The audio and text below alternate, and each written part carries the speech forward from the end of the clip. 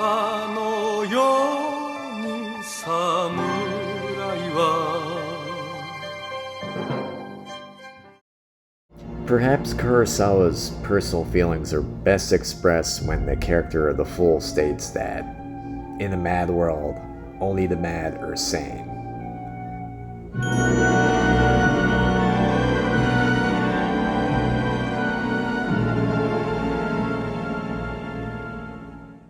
So, I recently rewatched the new 4K DVD of Ran, and I've probably seen this movie at this point like 8 times, probably more. It's easily one of my most favorite films of all time. And I know some people find it slow. I've seen a lot of comments saying that, but I don't really think so at all. In fact, for some reason I could just keep on watching this movie. I try to watch it at least once a year. And as I've stated in a previous video, I think this is the most beautiful film of all time. And if any movie deserved a 4K remaster, it's definitely this one. But when I decided to watch it this time, it had me wondering just what this film is all about. What's its overall message? It seems very bleak and hopeless, and usually that's not something I advocate for.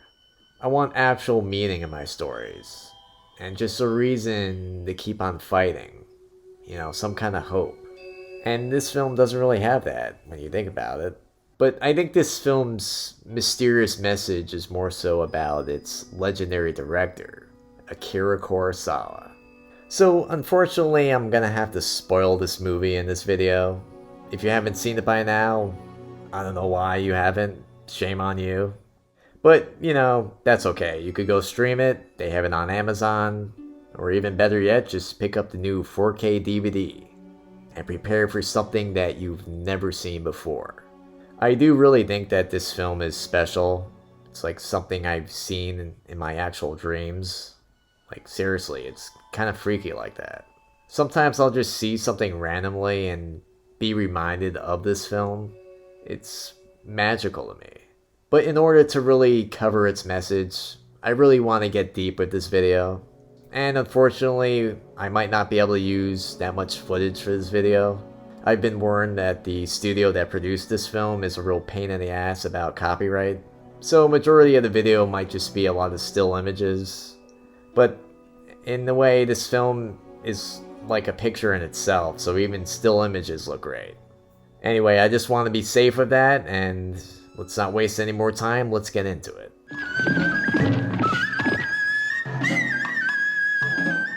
So starting off with the title. Even though it's only one word, the title Ran has multiple meanings.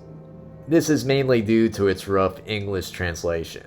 Ran, which is Japanese for chaos, perfectly embodies just the political and social atmosphere of the film's setting. And it's a setting that's just plagued by constant war and instability. The basic plot is as follows. An aging Sengoku-era warlord, Hidetori Ichimonji, he decides to step down as a ruler and give power to his 3 sons. His kingdom slowly disintegrates as each son craves power, murdering each other and rivals and just laying waste to the land. In the most famous scene of the film, Hidetori goes insane after watching his retainers get slaughtered in an epic massacre. And that's exactly what that scene was. It was a slaughter. It wasn't a battle, as they were insanely outnumbered. As the kingdom burns and rival warlords just move in for the kill, the Ichimonji clan collapses in a frenzy of revenge and betrayal as old scores are finally settled. I think it's definitely the most memorable scene in the film, and it's usually the first thing that you think about when you picture this movie. The story is based on the legends of the daimyo Mori Munenori, as well as on the Shakespearean tragedy King Lear. On my most recent rewatching of the film, I realized that the action doesn't really center on the old man played by Tatsuya Nakadai. Instead, the film has a very fearful energy of its own.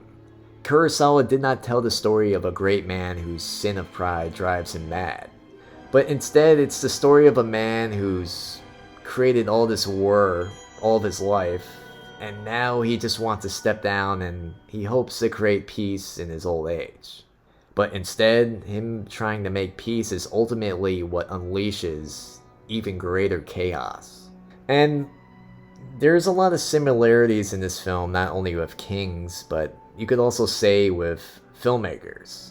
And like with royalty, they must enforce their vision in a world that's filled with, envy, vanity, and even greed.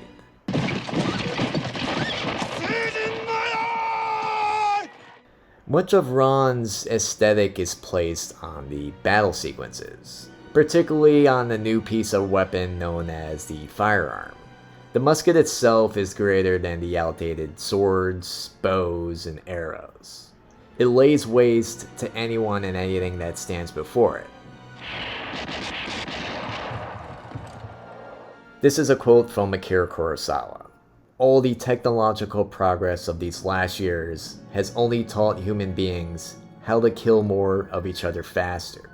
It's very difficult for me to retain an optimistic outlook on life under such circumstances.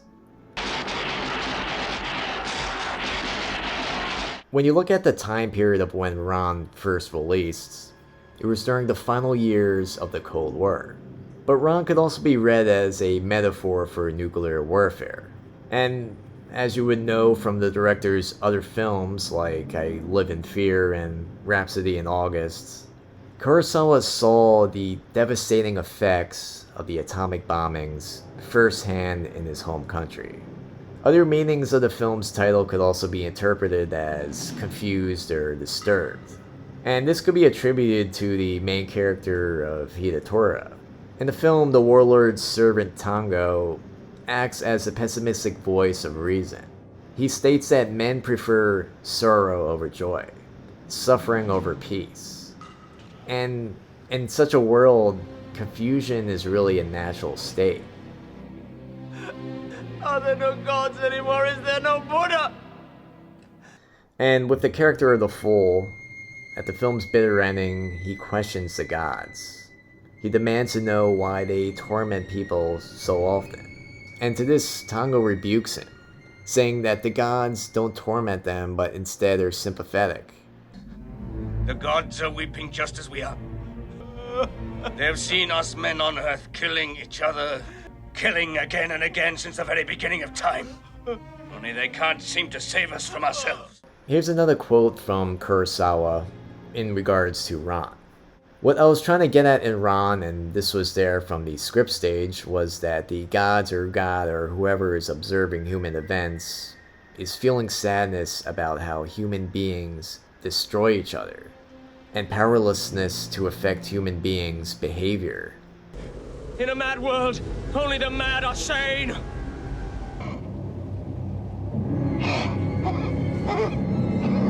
Ran is considered to be Kurosawa's last great epic. I wouldn't say it's his last great film because I do really like Dreams. After the Rain is also a great film, but he technically only wrote the screenplay, he didn't direct it. But that one does feel a lot like a Kurosawa directed film.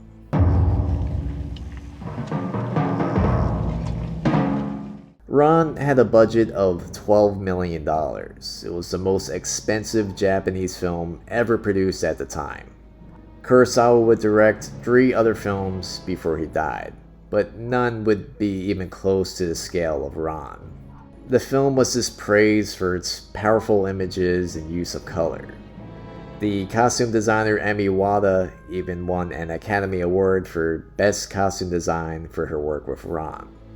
There's also the distinctive Gustav Mahler-inspired film score. It was written by Toru Takemitsu. And he actually does the score for a lot of Kurosawa films and samurai films. And I will say the score in this does add a lot to the film. The massacre scene is just genius the way it's done. It plays in isolation with all the ambient sound muted. It's haunting.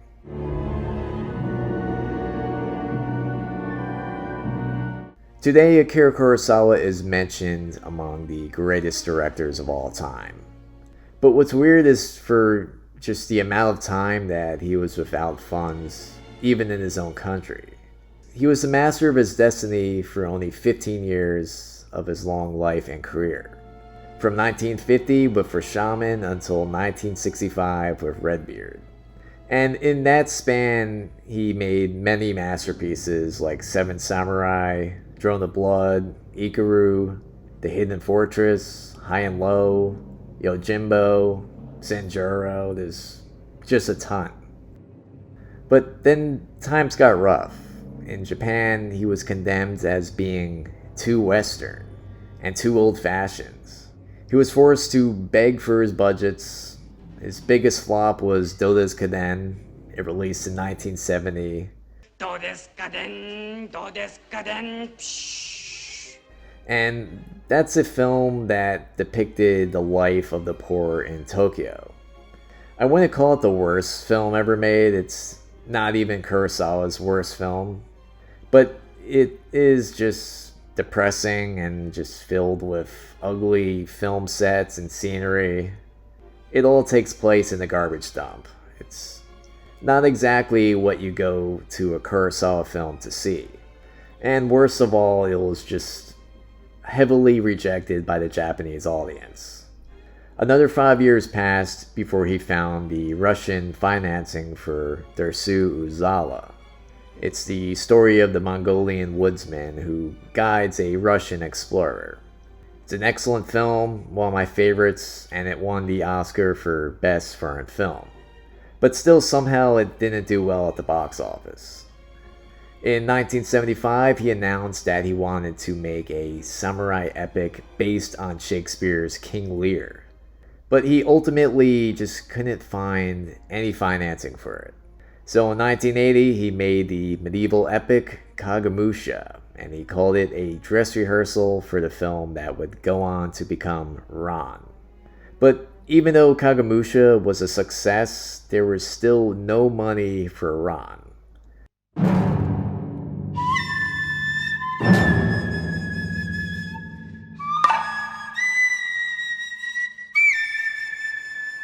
In addition to being a great director, Kurosawa was also a great artist, and he had many paintings of just locations and characters and costumes and stories. And these paintings would go on to be scenes that were in his films. And you could just look some of these up on YouTube, they're pretty incredible.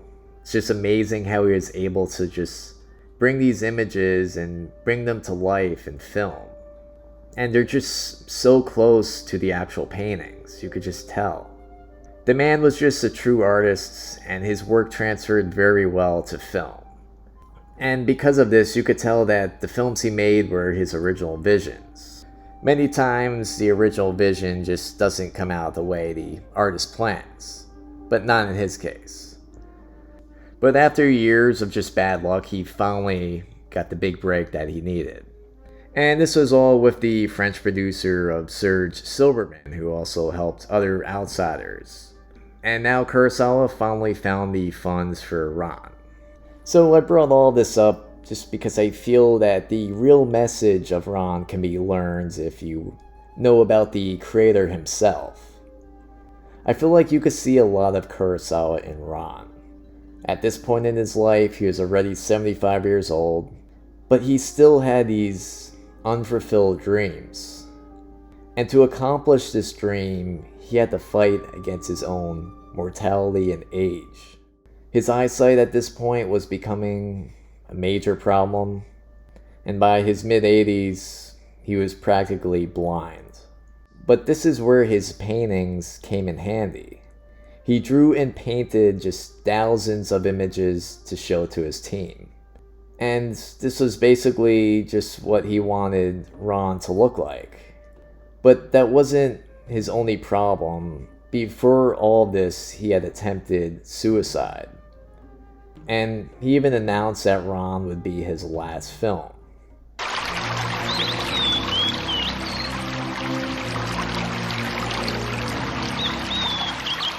But eventually he returned for Dreams in 1990. And that film is pretty interesting because it's actually based on his actual dreams. There's like different stories in it. And after that, he went on to make Rhapsody in August. And his true last film would be Montevideo in 1993. And that final film of his would be about an older professor who's just honored by his students on his birthday. It's a very simple story, but I think it's a metaphor for Kurosawa himself. The title translates as "Not Yet," and it refers to the old man's defiance that he is still not dead. But getting back to Ran, the story is very similar to Shakespeare's King Lear. This includes the whole, old king who unwisely divides his kingdom into 3 parts.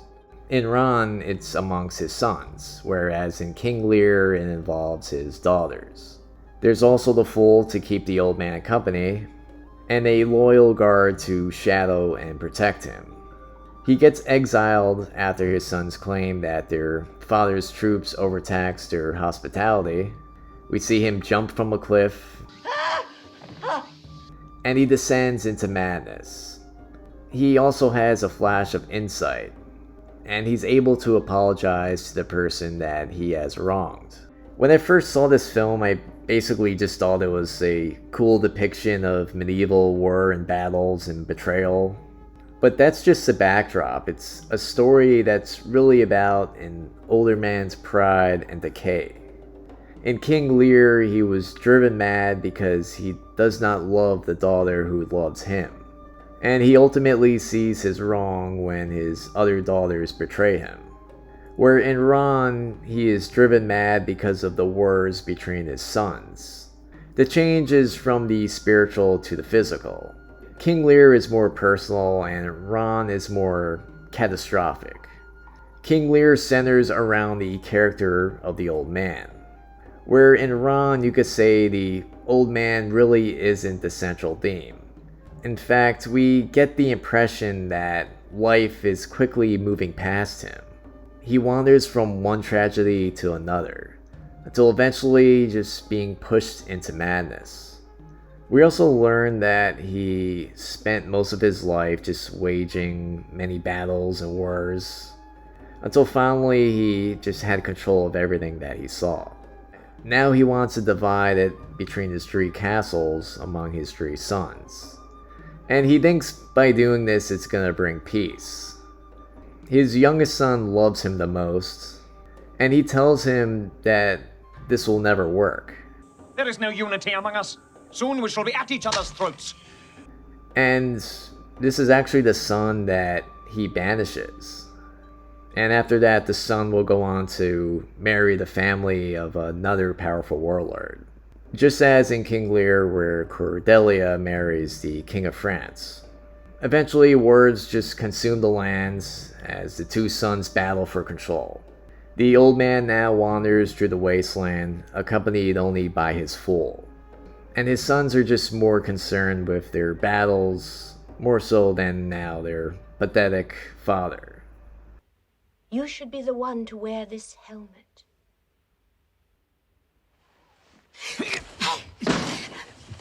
So now it's time to discuss Lady Khalide. First of all, the actress who plays her just does a perfect job. I think it's a great portrayal of just this horrible woman. And if you think about it, she could be the real villain of this film. But always remember, I could easily destroy you!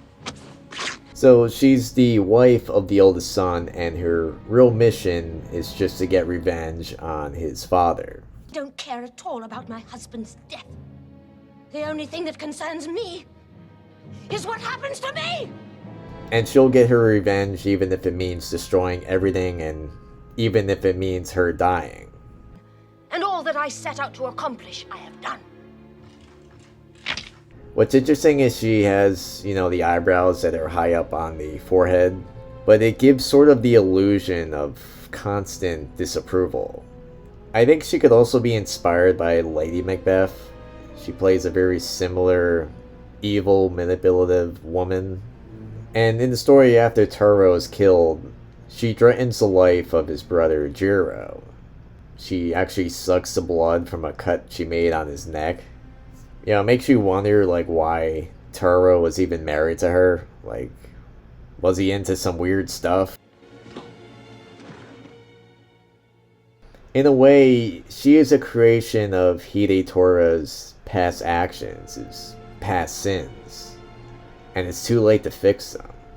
Him trying to just create peace and fix all of his wrongs is exactly what causes more bloodshed. Vengeance and beheadings go on non-stop after this, and it's all because of his foolish dreams of peace. And Lady Kade's death scene is just one of the most iconic.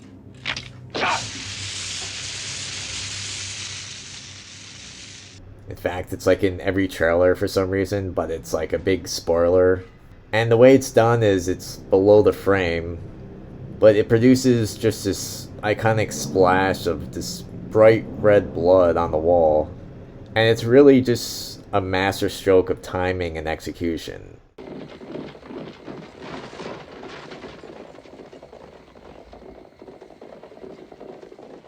I can't say this enough, but this film really is just visually incredible in every single way.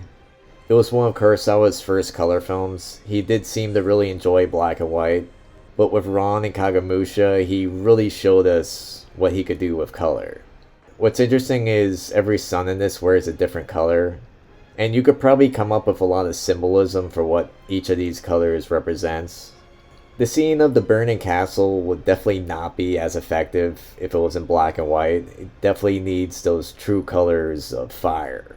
It's also worth noting just how Emi Iwata's costumes won the Academy Award for Best Costume Design.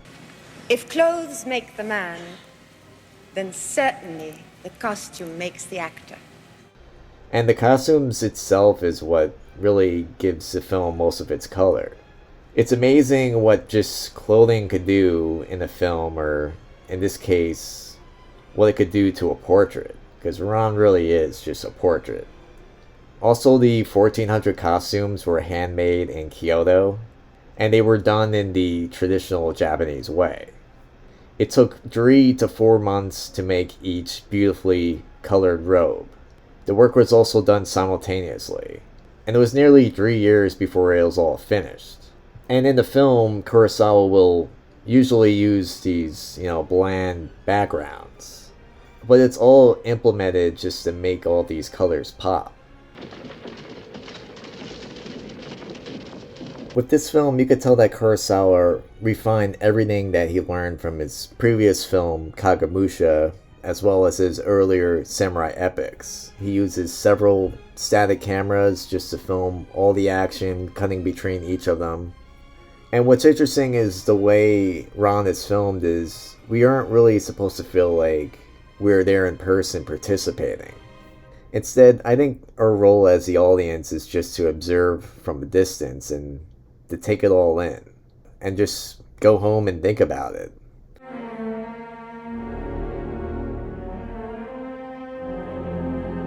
So even though Ran opened to mostly positive reviews, it was still a modestly successful film. When it first premiered in Japan, it only made $12 million. It was just enough to break even.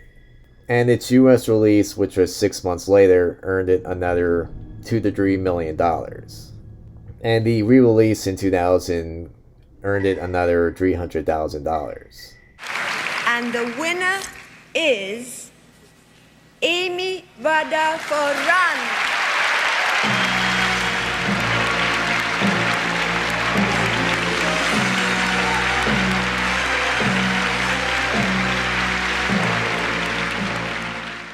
Ran had some similar bad luck when it came to the awards.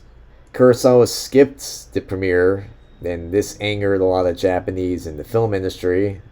This was actually Japan's first film festival, and as a result of this, Ran was not submitted as Japan's entry for Best Foreign Language Film at the Oscars. Serge Silberman tried to get it nominated as a French co-production, but that also failed. It was also unsuccessfully nominated for a Golden Globe for Best Foreign Film. Ran was also nominated for art direction, cinematography, and costume design, which it did win that one. I thank you, especially the Mr. Kurosawa and crew worked together. そして私の夫にも感謝したいと思います。 Also to my wife, to my husband. ありがとうございました。 I thank you very, very much.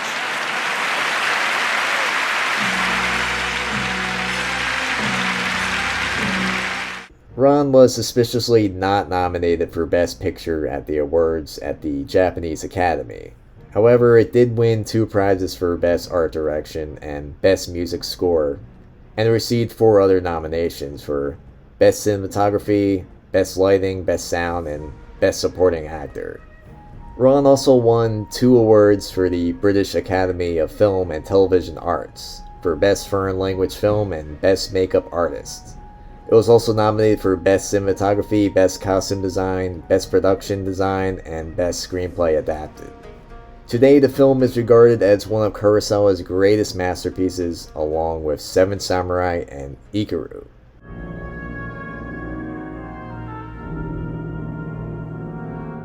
So, to sum this all up, I think that Ran could be about a bunch of things, but it no doubt relates to Kurosawa, his interests, and just what he had going on at that point in his life.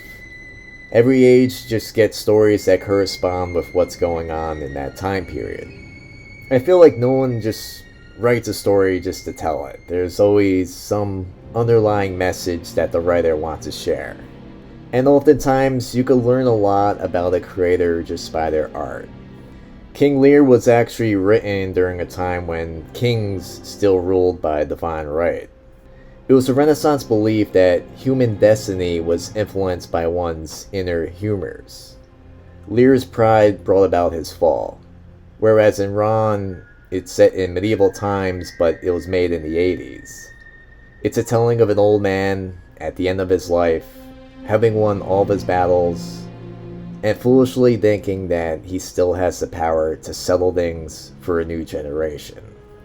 But life often speeds on ahead without any respect for what came before it.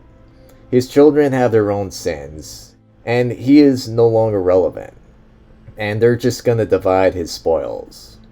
Did this express Kurosawa's own view at the age of 75? As he looked back on one of the most remarkable achievements in the history of movies, did he reflect upon this while the West was happy to buy, gut, and remake his work? He had lost all of his power and respect in especially the country whose films he once ruled. It all sounds tragic, but Ran is a tragic story, and I guess us who do enjoy this film can kind of relate to all the tragicness. Anyway, that was my big Ran video. I just want to say that I love this film. But you know, looking back at its bleak message and story, I often wonder why I like this movie so much. Maybe that just says something about me. But even so, just the visuals themselves, they're beautiful. But this could also be saying that the beauty of life can also distract us and make us forget about all the chaos around us. Anyway, I just want to thank everyone for watching this video. It was a lot of work, so hopefully you can support my channel. You could always check out my Patreon, subscribe, thumbs up, and like always, thanks for watching.